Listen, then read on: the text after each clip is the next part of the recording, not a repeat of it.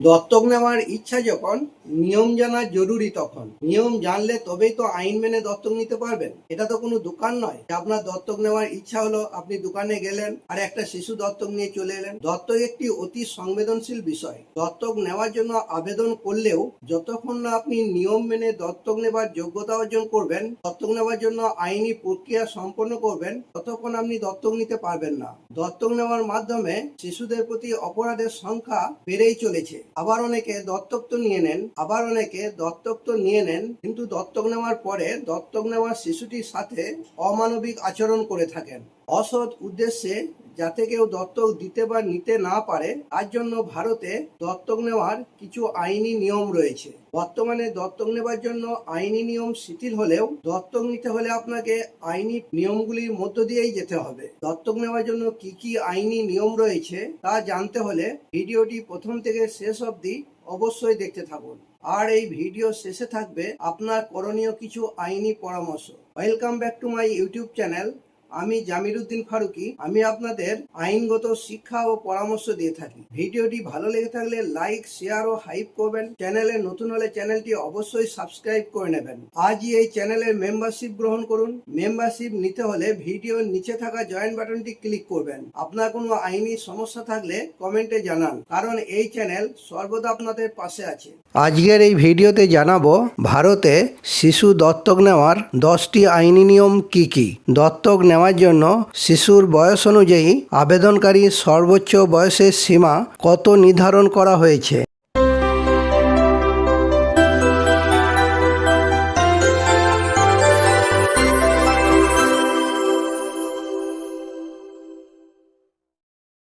ভারতে শিশু দত্তক নেওয়ার 10টি আইনি নিয়ম কি কি। ভারতে শিশু দত্তক নেওয়ার প্রক্রিয়া এখন অনেক বেশি স্বচ্ছ এবং ডিজিটাল। ইংরাজি 2026 সালের কারার গাইডলাইন এবং জুভেনাইল জাস্টিস অ্যাক্ট 2015 অনুযায়ী ভারতে শিশু দত্তক নেওয়ার যে 10টি আইনি নিয়ম রয়েছে সেগুলি হলো: 1.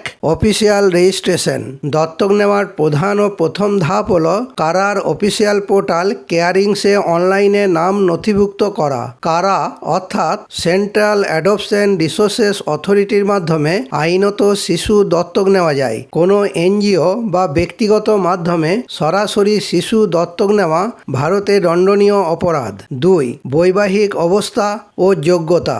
অবিবাহিত মহিলা যে কোনো লিঙ্গের শিশুকে দত্তক নিতে পারেন, তবে একজন অবিবাহিত পুরুষ আইনিভাবে কোনো কন্যা শিশুকে দত্তক নিতে পারবেন না। দম্পতিদের ক্ষেত্রে অন্তত 2 বছরের স্থিতিশীল বৈবাহিক সম্পর্ক থাকা বাধ্যতামূলক। 3.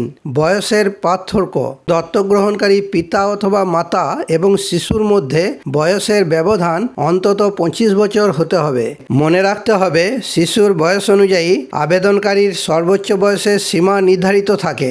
যেমন 4 বছরের কম বয়সের শিশুর জন্য দম্পতির মিলিত বয়স 90 বছরের বেশি হওয়া চলবে না। 4.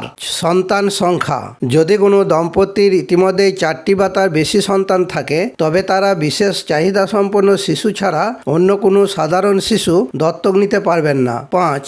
Home study report. আবেদনের পর সরকার অনুমোদিত সংস্থা আপনার বাড়িতে এসে একটি সার্ভে করবে। আপনার জীবনযাত্রা, মানসিক স্বাস্থ্য এবং আর্থিক অবস্থা বিচার করে এই রিপোর্ট তৈরি করা হয়, যা 3 বছর পর্যন্ত বৈধ থাকে। 6. আর্থিক সচ্ছলতা। আবেদনকারীকে আর্থিকভাবে সক্ষম হতে হবে যাতে তিনি শিশুর লালন পালন ও শিক্ষার দায়িত্ব নিতে পারেন। আয়ের কোনো নির্দিষ্ট পরিমাণ বলা না থাকলেও স্থিতিশীল আয়ের প্রমাণপত্র দাখিল করতে হয়। 7. শারীরিক ও মানসিক সুস্থতা। আবেদনকারীকে কোনো গুরুতর বা সংক্রামক ব্যাধিতে আক্রান্ত থাকা বা হওয়া চলবে না। একজন রেজিস্টার্ড ডাক্তারের কাছ থেকে মেডিকেল ফিটনেস সার্টিফিকেট নিয়ে জমা দিতে হবে। 8. আদালতের পরিবর্তে জেলা শাসকের ক্ষমতা। 2022 সালের সংশোধনী অনুযায়ী এখন আর সিভিল কোর্টে দিনের পর দিন ঘুরতে হয় না। জেলা শাসক এখন দত্তক নেওয়ার চূড়ান্ত আদেশ জারি করার ক্ষমতা রাখেন, যা প্রক্রিয়াটিকে আরও দ্রুত করেছে। 9. Follow up. দত্তক নেওয়ার পর পরবর্তী 2 বছর ধরে প্রতি 6 মাস অন্তর সরকারি সংস্থা আপনার বাড়িতে এসে শিশুটির খোঁজ খবর নেবে। শিশুটি নতুন পরিবেশে কেমন আছে তার রিপোর্ট কারাতে জমা দিতে হয়। 10. ধর্মীয় স্বাধীনতা। আগে হিন্দু দত্তক আইন ও মুসলিম পার্সোনাল ল নিয়ে ভিন্নতা ছিল, কিন্তু বর্তমানে জুভেনাইল জাস্টিস অ্যাক্ট এমন একটি ধর্মনিরপেক্ষ আইন যার মাধ্যমে যে কোনো ধর্মের মানুষ আইনিভাবে শিশু দত্তক নিতে পারেন। দত্তক নেওয়ার জন্য শিশুর বয়স অনুযায়ী আবেদনকারীর সর্বোচ্চ বয়সের সীমা কত নির্ধারণ করা হয়েছে। 2026 সালের গাইডলাইন অনুযায়ী দত্তক নেওয়ার জন্য আবেদনকারী দম্পতি ও একক অভিভাবকের সর্বোচ্চ বয়সের যে সীমা নির্ধারণ করা হয়েছে তা হল: 1. শিশুর বয়স 0 থেকে 4 বছর পর্যন্ত হলে একক অভিভাবকের জন্য অর্থাৎ সিঙ্গেল প্যারেন্টের জন্য সর্বোচ্চ বয়স 45 বছর হতে হবে। সেক্ষেত্রে দম্পতি হলে স্বামী স্ত্রীর মিলিত বয়স 90 বছর হতে হবে। 2. শিশুর বয়স 4 থেকে 8 বছর পর্যন্ত হলে একক অভিভাবকের জন্য অর্থাৎ সিঙ্গেল প্যারেন্টের জন্য সর্বোচ্চ বয়স 50 বছর হতে হবে। সেক্ষেত্রে দম্পতি হলে স্বামী স্ত্রীর মিলিত বয়স 100 বছর হতে হবে। 3. শিশুর বয়স 8 থেকে 18 বছর পর্যন্ত হলে একক অভিভাবকের জন্য অর্থাৎ সিঙ্গেল প্যারেন্টের জন্য সর্বোচ্চ বয়স 55 বছর হতে হবে। সেক্ষেত্রে দম্পতি হলে স্বামী স্ত্রীর মিলিত বয়স 110 বছর হতে হবে। পরামর্শ: 1. আবেগের বশে দত্তক নেবেন না, সমস্ত দিক বিবেচনা করে দত্তক নিন। 2.